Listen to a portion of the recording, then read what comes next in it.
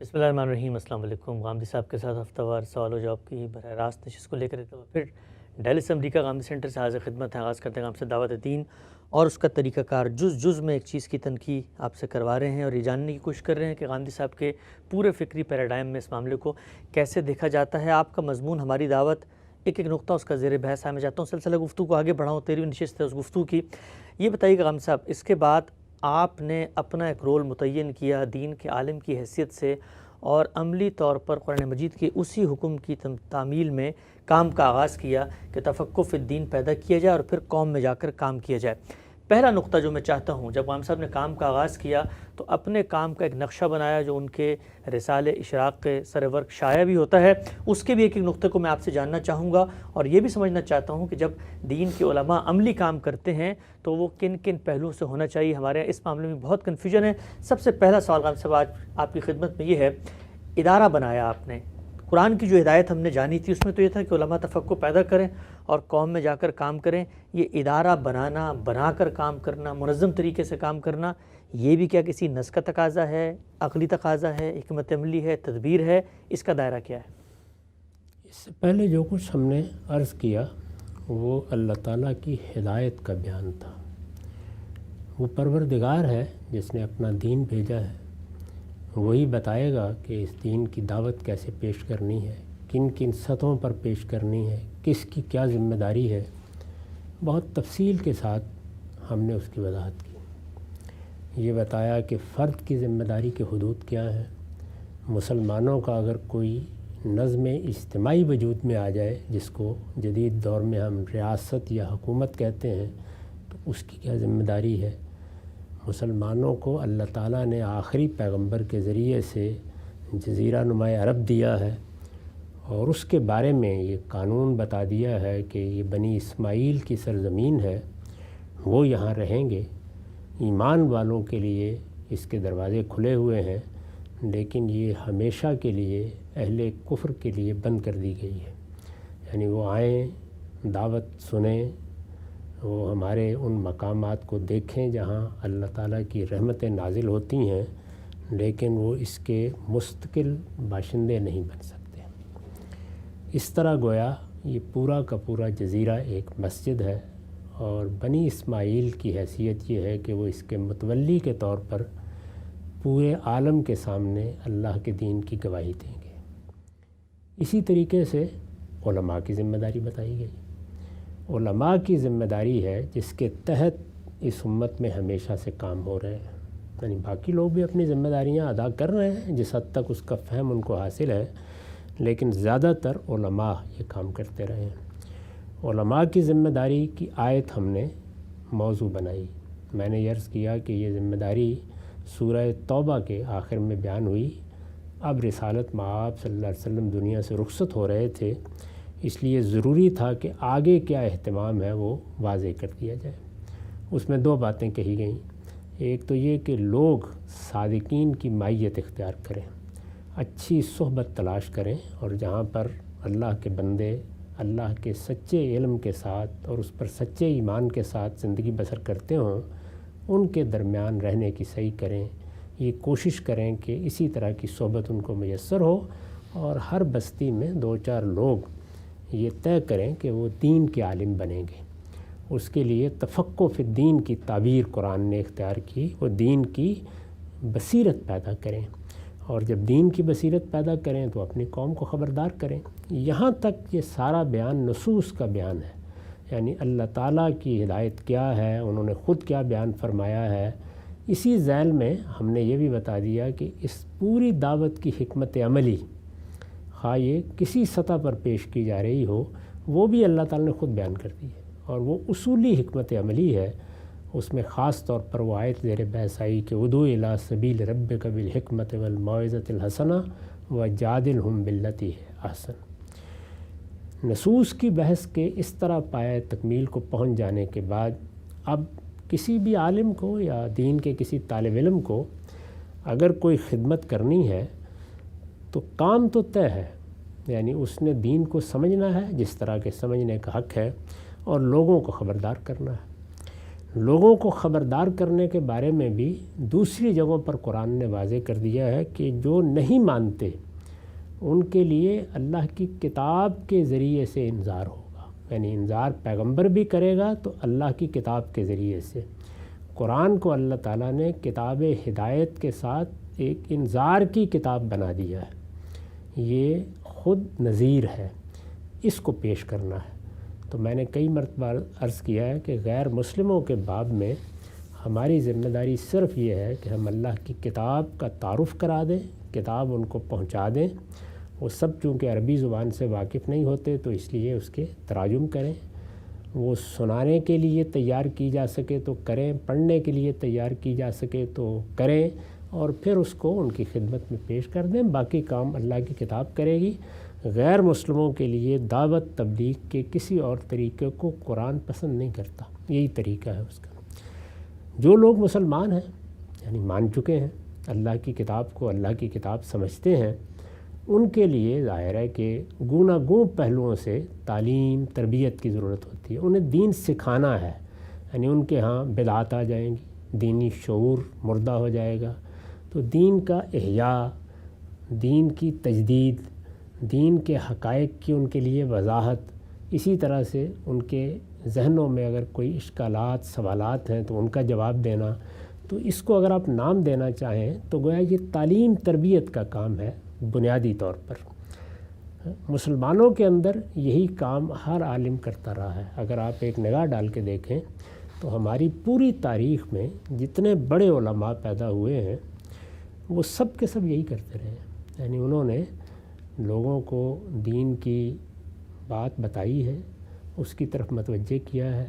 اللہ کی کتاب کی کسی نے شرح و وضاحت کا کام سنبھال لیا، کسی نے اس کے احکام کی شرح و وضاحت کی ذمہ داری قبول کر لی، کسی نے اس کے بنیادی استدلال کی وضاحت اپنے ذمے لے لی، اور بہت سے وہ لوگ بھی ہیں کہ جنہوں نے بہت جامعیت کے ساتھ یہ کام انجام دیا ہے۔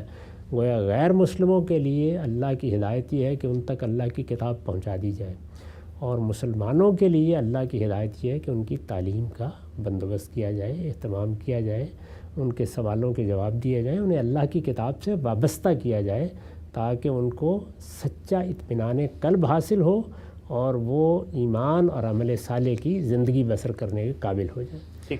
اس سب کو انجام دینے کے لیے آگے کیا کرنا ہے، یعنی اس کے بعد کیا چیزیں ہوں گی، اس کو زمانے اور حالات پر چھوڑ دیا گیا۔ اس میں اللہ تعالیٰ نے کسی چیز کا پابند نہیں کیا۔ یہ دین آفاقی ہے اور یہ دین ابدی ہے، تو اس لیے آپ دیکھیں کہ ہر جگہ یہ یہی طریقہ اختیار کرتا ہے۔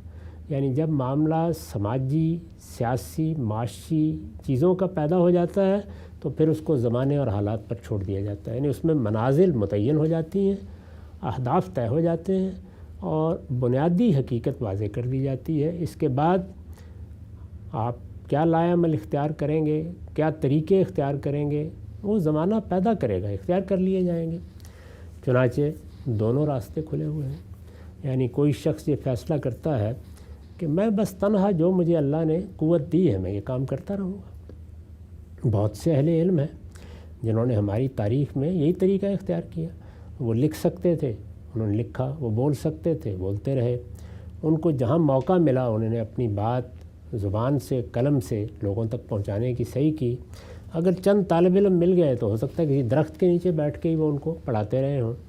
تو یہ انفرادی طور پر، انفرادی طریقے سے، انفرادی وسائل کے ساتھ کیا جا سکتا ہے، یعنی اس میں کوئی پابندی نہیں ہے، یہ میرا آپ کا انتخاب ہے۔ یہ بات کہ اس کام کو کسی ادارے کی صورت دے دی جائے، اس کے لیے کوئی منظم جد و جہد کی جائے، اس کو کسی نظام کے اندر لا کر قوتوں کو مجتمع کیا جائے، یہ سب تدبیر کی چیزیں ہیں۔ ان میں سے کسی چیز کے بھی ہم اللہ تعالیٰ کی طرف سے، اللہ کے پیغمبر کی طرف سے پابند نہیں ہیں۔ اللہ تعالیٰ نے جو عقل انسان کو دی ہے اس کی روشنی میں وہ اپنے زمانے کا مطالعہ کرے گا اور یہ دیکھے گا کہ اس میں کیا چیز ہے۔ اس کو ایک مثال سے سمجھ لیجئے۔ ہمارے ہاں پرانے زمانے میں لوگ دیہات میں درخت کے نیچے بیٹھ جاتے تھے اور پڑھانا شروع کر دیتے تھے۔ کتنے علماء ہیں، خود میں نے بعض اہل علم سے پڑھا ہے اسی طریقے سے، ان کے گھر چلے گئے ہیں، وہاں جا کے درخواست کی، وہ تعلیم دے رہے ہیں اور پوری زندگی اسی طرح سے تعلیم دیتے رہتے تھے۔ لیکن یہ بھی آپ جانتے ہیں کہ پھر علماء نے بڑے بڑے مدارس بنائے۔ اس وقت جو مدارس بر صغیر میں قائم ہیں، جن کو ہم براہ راست دیکھتے ہیں، وہ بہت بڑے بڑے مدارس ہیں، ان میں ہزاروں کی تعداد میں طلباء ہیں، اساتذہ ہیں، وہ پڑھا رہے ہیں۔ یہ مدرسہ بنانا یا تعلیم کے لیے اس طرح کا بندوبست کرنا، یہ کوئی دینی یا شرعی ذمہ داری نہیں ہے، اس کا تعلق تدبیر سے ہے۔ آبادی بہت بڑھ گئی ہے، آپ یہ جانتے ہیں کہ ہزاروں کی تعداد میں لوگ ہیں جن کی تعلیم کا بندوبست کرنا ہوتا ہے، تو اسکول بنائے جاتے ہیں، کالج بنائے جاتے ہیں، یونیورسٹیاں بنائی جاتی ہیں، ورنہ قدیم زمانے میں ان میں سے کچھ بھی نہیں بنایا جاتا تھا۔ یعنی تعلیم کی ابتدا کسی چبوترے پر بیٹھ کر اہل علم کر لیتے تھے۔ خود دیوبند کیسے ہوئی؟ دیوبند کا بھی اسی طرح ہوا، یعنی خود بر صغیر میں یہ دونوں طریقے تھے، مدارس بھی بنتے رہے۔ ہمارے ہاں تو یہ معلوم ہے کہ بہت عرصہ پہلے درسگاہیں بن گئی تھیں، ازہر کی تو اب کم و بیش 1000 سال سے زیادہ مدت ہو گئی۔ تو اس طرح کی بہت سی یونیورسٹیاں، بہت سے کالج، بہت سے مدارس ہمارے ہاں بھی بنے ہیں، دنیا بھر میں بھی بنتے رہتے ہیں۔ تو یہ تدبیر کی چیز ہے، یعنی پہلی بنیادی بات سمجھ لینی چاہیے کہ یہاں نہ کوئی قرآن کی نص ہے، نہ کوئی رسالت مآب صلی اللہ علیہ وسلم کا ارشاد ہے، نہ کسی چیز کے آپ لازمی طور پر پابند ہیں کہ ایسے ہی کرنا ہے۔ تو اس لیے کوئی ادارہ بنانا ہے نہیں بنانا، اس کا فیصلہ تدبیر کے طور پر کیا جاتا ہے، اپنے حالات کو دیکھ کر۔ میں نے جب شعور کی آنکھ کھولی تو میں کئی مرتبہ عرض کر چکا ہوں کہ میری زندگی کے 3 بڑے واضح ادوار ہیں۔ یعنی پہلا دور وہ ہے کہ جس میں نے شعور کی آنکھ کھولی، اس میں میرے گرد و پیش میں دین کی سب سے بڑی تعبیر جو چاروں طرف احاطہ کیے ہوئے تھی، وہ صوفیانہ تعبیر تھی۔ خود میرے اپنے والد اسی تعبیر کے ساتھ زندگی بسر کر چکے تھے، اسی تعبیر سے متعلق کتابیں تھیں، اور یہ معلوم ہے کہ میرا چونکہ ادبی رجحان رہا ہے، تصوف کی تحریک میں بہت اعلیٰ ادب تخلیق ہوا ہے، بہت ہی غیر معمولی، یعنی ایسے شعراء ہیں، اور خاص طور پر فارسی زبان میں، کہ وہ آپ کے دل و دماغ کو اسیر کر لیتے ہیں۔ یہی چیزیں کہ وہ پیش میں موجود تھیں۔ پہلا دور یہی تھا، اسی میں سوچنا سیکھا، اسی کے مقدمات سے ذہن کی تشکیل ہوئی، اور یہی وہ زمانہ ہے کہ جس میں اگر کوئی خیال ہوتا تھا تو یہی ہوتا تھا کہ جس طرح ان لوگوں نے شاعری کی ہے، ادب تخلیق کیا، ہم بھی کر لیں گے۔ پھر دوسرا دور وہ ہے کہ جس میں ابوالکلام سے، اقبال سے اور ابوالعلا مودودی سے تعارف ہوا۔ پہلی دونوں شخصیات تو دنیا سے رخصت ہو چکی تھی، لیکن اس زمانے میں مولانا سید ابوالعلا صاحب مودودی باقاعدہ حیات تھے۔ ان سے 9ویں جماعت میں پہلی بار ملاقات بھی ہو گئی، ان کو سننے کا موقع بھی ملا، تو اس طرح ایک ذہنی مناسبت پیدا ہو گئی۔ یہ آپ کے علم میں ہے کہ صوفیانہ تعبیر کے مقابل میں دوسری بڑی تعبیر کے وہ بانی اور خالق ہیں، یعنی دین کی سیاسی تعبیر، جس میں دین کو ایک نظام کے طور پر پیش کیا جاتا ہے۔ اس کا ہدف یہ ہے کہ اس نظام کا دنیا پر غلبہ قائم ہونا چاہیے، اس کے لیے جد و جہد کرنی ہے۔ تو وہاں سارا نقشہ اپنی روح میں پولیٹیکل ہے، سیاسی ہے۔ وہ تعبیر بہت اچھی لگی، اور اس وقت جس طرح پہلے قرآن پڑھا ہوا تھا اور جس پس منظر میں پڑھا ہوا تھا، اس میں لگتا یہ تھا کہ یہ تو گویا میں نے یہ جانا کہ گویا یہ بھی میرے دل میں ہے۔ اس جگہ سے جب ابتدا ہوئی تو ادارے کا پہلا خیال اسی سے پیدا ہوا، یعنی یہ میری اپنی جو کچھ بھی دین کی تعبیر ہے یا جس کے حوالے سے اب میں پہچانا جاتا ہوں، وہ تو ابھی وجود ہی میں نہیں آئی، اس کی شروعات بھی نہیں ہے، لیکن ادارے کا خیال پیدا ہو گیا۔ اور وہ خیال یہاں سے پیدا ہوا کہ خود مولانا سید ابوالعلا صاحب مودودی کے ہاں اس کی صحیح کی گئی کہ جو دعوت برپا ہوئی ہے اور جس طریقے سے یہ سیاسی جدوجہد کی جا رہی ہے، یہ برابر نہیں ہو سکتی جب تک کہ علم کی ایک روایت اس کے ساتھ وابستہ نہ ہو۔ یہ بالکل بدیہی چیز ہے، یعنی کوئی بھی کام آپ کرنا چاہیں، اگر وہ علم میں اپنی بنیاد رکھتا ہے تو خود اس علم کو تواتر ملنا چاہیے۔ تو جماعت اسلامی میں مولانا سید ابوالعلا صاحب مودودی کے گرد و پیش اس کی کمی محسوس ہوئی کہ آگے اب کیا۔ ظاہر ہے کہ ہم نے جب ان کو دیکھا تو اس وقت وہ آخری عمر میں پہنچے ہوئے تھے، تو ایک ادارے کا خیال پیدا ہوا، اور اس وقت بھی یہی تھا کہ یہ صحیح کرنی چاہیے کہ کچھ نوجوان طالب علم دین سیکھیں۔ ہمارے پرانے مدارس سے کچھ زیادہ توقع نہیں ہے، اگر ایسے طالب علم ملیں جو جدید تعلیم یافتہ ہوں اور ان کو ہم عربی زبان اور اپنے پرانے علوم سکھائیں تو اس سے شاید بہتر علماء پیدا ہو سکیں جو اس دعوت، یعنی جس دعوت میں ہم جی رہے تھے، اس دعوت کی ضرورت ہے، اس کی کنٹینیوٹی کا تقاضا ہے، یعنی یہاں سے یہ خیال پیدا ہوا۔ چنانچہ پھر میں نے اس ادارے کی بنیاد رکھی، یہ مختلف ادوار میں مختلف ناموں سے قائم کرتا رہا ہے، اور اسی میں پھر وہ مرحلہ بھی آیا جب خود مولانا سید ابواللہ صاحب مودودی نے مجھے اپنے پاس بلا لیا، اور پھر جس جگہ وہ رہتے تھے اس کے ساتھ ہی اس ادارے کو قائم کیا گیا، اور اس ادارے کے لیے سب سے پہلے انہی نے اپنے اموال بھی دینا شروع کیے۔ تو یہاں سے اصل میں اس ادارے کی شروعات ہوئی ہیں، لیکن اس کے ساتھ ساتھ ذہنی ارتقا بھی جاری تھا۔ چنانچہ 1973 میں میری ملاقات استاذ امام امین احسن اصلاحی سے ہوئی۔ اس ملاقات کی روداد بھی میں بیان کر چکا ہوں اور اس کو لکھ بھی چکا ہوں کہ کس طرح ایک خاص مسئلے کی تحقیق میں میں پنجاب یونیورسٹی لائبریری میں تھا، تو وہاں امام فراہی کی کسی کتاب سے پہلی بار تعارف ہوا، اور پھر اس کتاب نے دل و دماغ پر ایسا اثر کیا کہ میں ان کی تلاش میں نکل کھڑا ہوا، اور پھر ان سے 1973 میں ملاقات بھی ہو گئی۔ وہ اپنی جگہ ایک پوری داستان ہے۔ اس ملاقات کے بعد میرا تعارف مدرسہ فراہی سے ہوا، اور پھر ایک طالب علم کے طریقے پر میں نے اس کو پڑھنا شروع کر دیا۔ تو مدرسہ فراہی کیا ہے، اس کے اصول کیا ہیں، اس کے تعارف کے بعد خود قدیم علوم میں کس طرح کا رسوخ چاہیے، یہ سب باتیں جب استاد امام سے معلوم ہو گئیں اور میں نے فیصلہ کر لیا کہ میں اب ان کے تلمذ میں زندگی بسر کروں گا، تو اس خیال سے میں کم و بیش دستبردار ہونا شروع ہو گیا۔ یعنی اب میرے سامنے یہ چیز تھی کہ اس طرح کے کسی ادارے کی ذمہ داری سے پہلے یہ چیزیں پڑھنے کی ہیں، یہ اصول سمجھنے کے ہیں، ان کا تجربہ کرنے کی ضرورت ہے۔ تو ایک زمانہ پھر ایسا گزرا ہے کہ جس میں کوئی رسالہ نکال لیا یا کوئی کام کرنے کا نقشہ محدود پیمانے پر بنا لیا، زیادہ نہیں تھا۔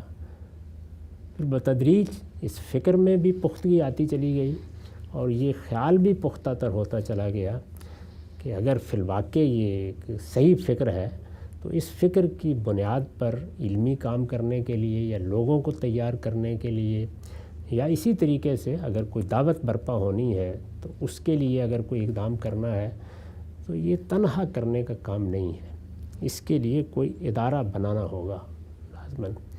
تو پہلا ادارہ تو کم و بیش میں سمیٹ کر آ گیا تھا، میں نے لکھا بھی ہے اس کے بارے میں جب میں نے اس کو سمیٹا ہے، وہ آپ چاہیں تو میری کتاب مقامات میں پڑھ سکتے ہیں، اس میں نے اس کی پوری تفصیل بیان کر دی ہے۔ اس دوسرے ادارے کی شروعات بھی اس وقت ہوئیں جب ایک اور صحیح ناکام ہو گئی، اور وہ یہ تھی کہ جب استاذ امام تفسیر تدبر قرآن سے فارغ ہوئے تو خود ان کے ذہن میں یہ خیال پیدا ہوا کہ اب اس طرح کا کوئی ادارہ وجود میں آنا چاہیے، اور ہم بھی بات کرتے رہتے تھے وقتاً فوقتاً۔ چنانچہ ادارہ تدبر قرآن و حدیث کی بنیاد ڈالی گئی۔ اس کا دستور میں نے ہی لکھا تھا، اس کے سارے ابتدائی کام بھی میں نے ہی کیے۔ اس ادارے کی ابتدا ہوئی، اس میں بہت سے لوگ خود استاذ امام کے رفقا میں سے، ان کے تلامذہ میں سے شامل ہوئے، لیکن یہ اندازہ ہوا کہ شاید ہم مل کر کام نہیں کر سکیں گے۔ اس کے وجوہ و اسباب پر میں اس وقت کوئی بات نہیں کرنا چاہتا۔ اس کے بعد پھر مجھے دوبارہ یہ سوچنا پڑا کہ اگر کوئی کام کرنا ہے تو وہ ایک منظم طریقے ہی پر ہو سکتا ہے، یعنی لوگ بہت دور دور پھیل گئے، آبادیاں بہت بڑھ گئیں، وسائل اور ذرائع کی نوعیت بہت تبدیل ہو گئی، موجودہ زمانے کی ذمہ داریوں کی نوعیت بہت مختلف ہے۔ اس میں کوئی شخص اگر کام کرنا چاہے تو پرانے زمانے میں تو وہ درخت کے نیچے بیٹھے گا اور آ کر آپ کے پاس تعلیم حاصل کر لے گا، لیکن اب کچھ بندوبست کرنا پڑے گا، اگر نوجوانوں کو متوجہ ہونا ہے تو ان کے لیے بھی کوئی جگہ ہونی چاہیے، وہ کہاں آئیں گے، کہاں بیٹھیں گے، کہاں پڑھیں گے، ان کی معاش کا کیا ہوگا. اس طرح کے دسیوں سوالات تھے جن کو سامنے رکھ کر پھر المورد کی بنا ڈالی گئی.